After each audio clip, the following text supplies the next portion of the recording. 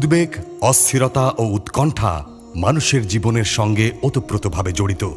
তবে যার অন্তরকে আল্লাহ তাআলা ইসলামের জন্য প্রশস্ত করে দেন, ঈমান দ্বারা যার হৃদয়কে আলোকিত করেন, তার অন্তর প্রশান্ত হয়ে যায়।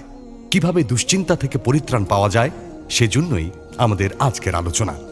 আপনারা এই সম্পর্কে জানতে চাইলে পুরো ভিডিও দেখুন, আমাদের চ্যানেল সাবস্ক্রাইব করুন এবং লাইক, কমেন্ট ও শেয়ার করে পাশে থাকুন। চলুন জেনে নেওয়া যাক। যে সব ধরনের দুশ্চিন্তা থেকে মুক্ত থাকে, তার উপর আসমানি প্রশান্তি নাজিল হয়। আল্লাহ তাআলার উপর সন্তুষ্টি দ্বারা তার হৃদয় ভরে যায়। এ বিষয়ে পবিত্র কোরআনে কারিমে ইরশাদ হয়েছে, তিনি মুমিনদের অন্তরে প্রশান্তি নাজিল করেন, যাতে তাদের ঈমানের সঙ্গে আরও ঈমান বেড়ে যায়। সূরা আল ফাতহ আয়াত 4। পবিত্র কোরআনে কারিমে আরও ইরশাদ হচ্ছে, যে ব্যক্তি আমার হেদায়েত অনুসরণে চলবে, তাদের উপর কোনো ভয় নেই, তারা চিন্তাগ্রস্ত ও সন্তপ্ত হবে না। সূরা বাকারা আয়াত 38। পৃথিবীতে এমন অনেক মানুষ আছেন, বিভিন্ন কারণে নানাবিধ দুশ্চিন্তা ও বিষণ্ণতা তাদের উপর চেপে বসেছে। উদ্বেগ ও উৎকণ্ঠার ভেতর দিনাতিপাত করছে এবং দুঃখ ভারাক্রান্ত অবস্থায় দিন যাপন করছে। তাদের প্রতি চিন্তাবিদ আলেমদের পরামর্শ হল, অজু করে ঘরের কোণে অথবা মসজিদে গিয়ে কোরআন তেলাওয়াতে মশগুল হও। পরওয়ারদিগার আল্লাহর দরবারে বিনম্র চিত্তে নামাজ আদায় করো। দেখবে আল্লাহর রহমতে সব ধরনের উদ্বেগ, উৎকণ্ঠা ও বিষণ্ণতা দূর হয়ে গেছে। দুশ্চিন্তা মানুষের অভ্যন্তরীণ একটি অস্থিরতা। মানুষ যখন বর্তমান বা ভবিষ্যৎ নিয়ে আতঙ্কিত থাকে, তখন সে দুশ্চিন্তায় আক্রান্ত হয়। দুশ্চিন্তাগ্রস্ত মানুষ অন্ধকারে বসবাস করে। সে তার পাশের মানুষকে খারাপভাবে দেখতে থাকে। সংকীর্ণতা ও অস্থিরতার পরিস্থিতি তার উপর ভর করে।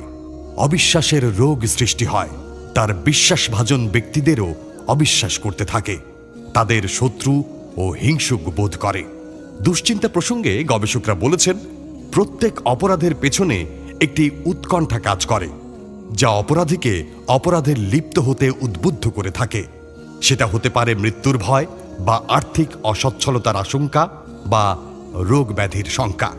মানুষের দুশ্চিন্তার পেছনে প্রধান কারণ হল দুনিয়া অর্জনের পেছনে অত্যধিক আগ্রহী হওয়া।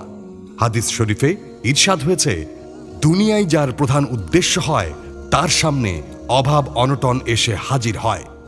সে দুনিয়ার শুধু সেই অংশটুকুই পায় যা তার জন্য লিখে রাখা হয়েছে। এরপর রাসূল সাল্লাল্লাহু আলাইহি ওয়াসাল্লাম বলেন, হে আল্লাহ, দুনিয়া হাসিল করাকে আমাদের জীবনের প্রধান উদ্দেশ্য করো না। আসলে ওই ব্যক্তির সুখ কিভাবে আসতে পারে যার আশা আকাঙ্ক্ষার প্রধান উদ্দেশ্য দুনিয়া অর্জন, যার চেষ্টা পরিশ্রমের প্রধান কামনা দুনিয়া অর্জন। বস্তুত আত্মার প্রশান্তি আল্লাহর পক্ষ থেকে বিরাট নিয়ামত। এই নিয়ামত হাতছাড়া করা ছাড়া কেউ এর মর্যাদা বোঝে না। দুঃখ দুর্দশা জাগে আক্রান্ত করে ফেলে, সে এই নিয়ামতের মূল্য বোঝে। কোরআনে কারিমে ইরশাদ হয়েছে, আল্লাহর একটি নিদর্শন হল দিন রাতে তোমাদের ঘুম এবং তার অনুগ্রহ অনুসন্ধান করা। সূরা আর রুম আয়াত 23। মনে রাখবেন, দুশ্চিন্তা দূর করার একমাত্র ওষুধ হচ্ছে ঈমান। আল্লাহর উপর ঈমান ও হিদায়াতের রাস্তায় চলা ছাড়া আত্মার প্রশান্তি ও সমাজের নিরাপত্তার জন্য বিকল্প কোনো কার্যকরী ও দ্রুততর রাস্তা নেই। ঈমান সমাজের নিরাপত্তা বিস্তার করে, আশা প্রত্যাশার প্রসার ঘটায়।